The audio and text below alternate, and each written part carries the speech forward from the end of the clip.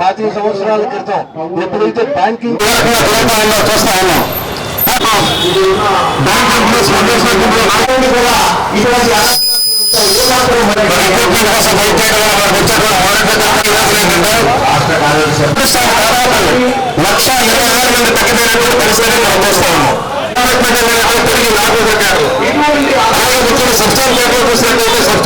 దాదాపు 35,000 మంది సబ్స్క్రైబ్ అయిన తర్వాత వాళ్ళ కోసం కొత్త వాళ్ళుగా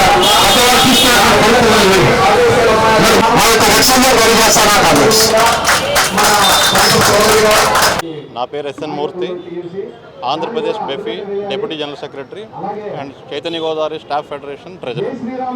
ఈరోజు విజయవాడ ధర్నా చౌక్లో ఈ ధర్నా మేము నిర్వహించడానికి ప్రధానమైన కారణము ఒకటి, బ్యాంకులో clerks, cashiers and single window operator యొక్క రిక్రూట్మెంట్ గత 10 సంవత్సరాలుగా గణనీయంగా తగ్గిపోయింది.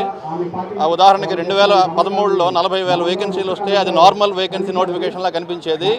ఇదే 2023లో చూసుకుంటే 5,000 వేకెన్సీలతో నోటిఫికేషన్ వచ్చింది. ఈ రిక్రూట్మెంట్ పెంచడం వల్ల బ్యాంకులు సమర్థవంతంగా పనిచేస్తాయి, ఇదొక ప్రధాన కారణము. ఇంకొక ప్రధాన కారణం ఏంటంటే దేశంలో ఉన్న నిరుద్యోగ యువత 10 ఏళ్ల కిందట 40,000 వేకెన్సీలు వస్తే చాలా సంతోషంగా ఎగ్జామ్ రాసి మనం కూడా బ్యాంకులో ఉద్యోగం సంపాదించుకోవచ్చు అని ఆశపడేవాళ్ళు. ఈరోజు 5,000 వేకెన్సీలతో నోటిఫికేషన్ వస్తే చాలా సంతోషపడే పరిస్థితికి వచ్చింది.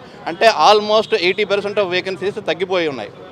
సో ఇలాంటి పరిస్థితిని ఆపి రిక్రూట్మెంట్ విపరీతంగా గణనీయంగా పెంచాలి, మళ్ళీ బ్యాంకులు సమర్థవంతంగా పనిచేయడానికి గవర్నమెంట్ కూడా తోడ్పాటు అందించాలని ఒకటి ప్రధాన కారణము. రెండోది NRBI, national rural bank of India.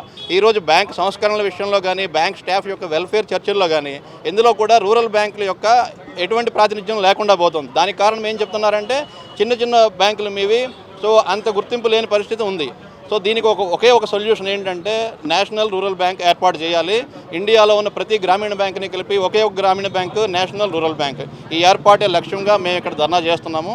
మూడవది, ప్రైవేటైజేషన్ అరికట్టాలి. ఈరోజు ఏంటంటే బ్యాంకుల్లో విపరీతమైన పోటీని క్రియేట్ చేసేసి ప్రతి బ్యాంకుకి మధ్యలో ఆ సంఘర్షణ ఏర్పాటు చేసి చివరికి ఏంటంటే కార్పొరేట్ కల్చర్ని బ్యాంకులు తీసుకొచ్చారు. యాక్చువల్గా గవర్నమెంట్ బ్యాంకులు స్థాపించిన ఉద్దేశం ఏంటంటే మారుమూల పల్లెటూరులో ఉండే అతిపేద కుటుంబానికి కూడా బ్యాంక్ సర్వీస్ని అందజేయాలనేదే ప్రధాన ఉద్దేశం.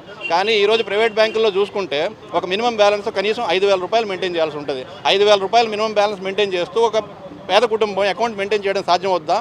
కానీ అదే గవర్నమెంట్ బ్యాంకులో అయితే ఈరోజు జీరో బ్యాలెన్స్ అకౌంట్ ఉన్నది అంటే ₹1 కూడా డిపాజిట్ చేయకుండానే బ్యాంక్ సేవలు పొందే అలాంటి అవకాశం గవర్నమెంట్ బ్యాంకుల్లో ఉంది.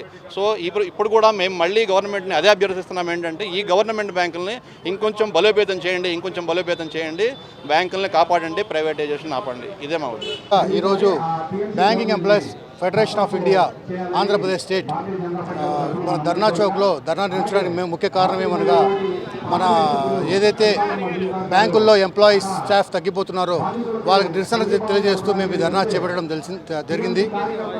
అదే కాకుండా NRBI, national rural bank of India మన రూరల్ బ్యాంకుల్లో ఒక నేషనల్ లెవెల్లో ఒక బ్యాంక్ ఫామ్ అయితే దానివల్ల ప్రతి ఒక్క క్లయింట్కి, కస్టమర్కి మేలు చేకూరుతుందని మా ఉద్దేశము. దాన్ని ఇమీడియట్గా అమలు చేయాల్సిందిగా గవర్నమెంట్ మేము డిమాండ్ చేస్తూ ఉన్నాము. అలాగే ఎన్పిఎస్ విధానం మేము తీవ్రంగా వ్యతిరేకిస్తున్నాము. ఓల్డ్ పెన్షన్ విధానం ఏదైతే ఉందో దాన్నే తిరిగి మేము అమలు చేయాల్సిందిగా మేము ప్రభుత్వాన్ని కోరుతూ ఉన్నాము. నా పేరు వేణుగోపాల్, ప్రెసిడెంట్ బెఫీ ఆంధ్రప్రదేశ్ స్టేట్.